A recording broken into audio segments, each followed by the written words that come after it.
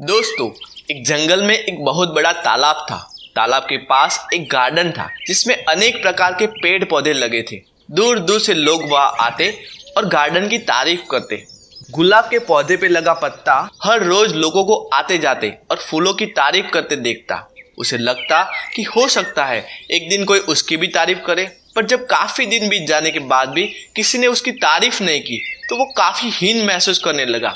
उसके अंदर तरह तरह के विचार आने लगे कि सभी लोग गुलाब और अन्य फूलों की तारीफ करते नहीं थकते, पर मुझे कोई देखता तक नहीं। शायद मेरा जीवन किसी काम का नहीं। कहा ये खूबसूरत फूल और कहा मैं। ऐसे विचार कर करके वो पत्ता काफी उदास रहने लगा। दिन यूं ही बीत रहे थे कि एक दिन जंगल में बड़ी जोर जोर से हवा चलने लगी और देखते देखते उसने आंधी का रूप ले लिया। गार्डन के पेड़ पौधे तहस नहस होने लगे। देखते देखते सभी फूल जमीन पर गिर गए। पत्ता भी अपनी शाखा से अलग हो गया और उड़ते उड़ते तालाब में जा गिरा।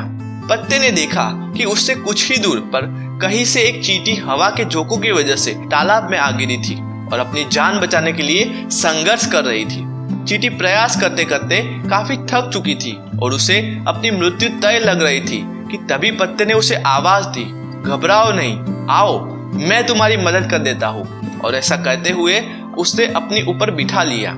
फिर तालाब के एक छोर पर पहुंच गया। चींटी किनारे पर पहुंचकर बहुत खुश हो गई और बोली, आपने आज मेरी जान बचाकर मुझ पर बहुत बड़ा उपकार किया है। सचमुच आप महान हैं। आपका बहुत बहुत धन्यवाद। यह सुनकर पत्ता भावुक हो गया और बोला, धन्यवाद तो मुझे करना चाहिए क्योंकि तुम्हारी वजह से आज पहली बार मेरा सामना मेरी काबिलियत से हुआ, जिससे मैं आज तक अनजान था।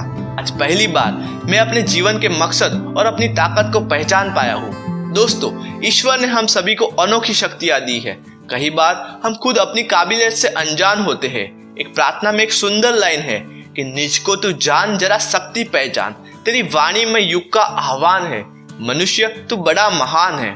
निज को तू जान मतलब हमें अपने आप को पहचानना है, हमें छिपी हुई शक्तियों को ढूंढना है और उसे योग्य दिशा देनी है। जो महान इंसान बने हैं उन्होंने अपनी शक्तियों को पहचाना है और अपने में रहे दुर्गुणों को दूर करने के लिए परिश्रम किया है। हमें भी अगर साधारण में से असाधारण बनना है तो ये साहस करना होगा। हम में पड़े हुए गुणों को, शक्तियों को ढूंढना होगा और जो दुर्गुण है उसे बदलने के लिए कठोर परिश्रम करना पड़ेगा। थॉमस अल्वा एडिसन कहते हैं कि मैंने कभी भी कोई योग्य कार्य अचानक नहीं किया है और न तो मेरी कोई नई खोज आकस्मिक हुई है, वो तो मेरे निरंतर काम करने से ही मिला है। रामानुज गरीब थे लेकिन अपने में छिपे हुए गणित के प्रति प्रेम को पहचाना और महान गणित शास्त्री बने। हेलन केलर जन्म से ही मूक बधिर थी, फिर भी उन्होंने हार नहीं मानी। ग्रेजुएशन पूरा करने वाली वो दुनिया की पहली दृष्टिहीन और बधिर इंसान थी। पूरी दुनिया के लिए हेलन केलर हिम्मत की मिसाल है। दोस्तों, हमें अपनी शक्तियों को पहचानने के लिए दिन में 10 से 15 मिनट अपने पास शांति से एकांत में बैठना पड़ेगा, जहां हमें कोई डिस्टर्ब ना करे। हमें शांत मन से हमारा खुद का निरीक्षण करना पड़ेगा। अपने आप से कुछ प्रश्न करने पड़ेंगे, जैसे कि ऐसा कौन सा काम है जिस काम को यदि मैं दिन में लगातार 10-10, 12-12, 14-14 घंटे करूं फिर भी मुझे मजा आए। एक बार यदि हम उसको ढूंढ लेंगे फिर हमें उसमें आगे बढ़ने से कोई नहीं रोक सकता। विश्वास और लगन के साथ आपको उस काम में लग जाना है, फिर जीत आपकी होगी। दोस्तों, महान कलाकार राज कपूर को जब दादा साहब फाल्के पुरस्कार मिला तो उन्होंने उस टाइम जो कहा था उससे हमें बहुत बड़ी प्रेरणा मिलती है। उन्होंने कहा था कि I think films, I eat films, I drink films and I dream films. इसे कहते हैं कार्य के प्रति लगन, कार्य के प्रति प्रेम। ऐसा लगन, ऐसा प्रेम आप भी जब अपने कार्य के प्रति करेंगे तो फिर सफलता दूर नहीं है।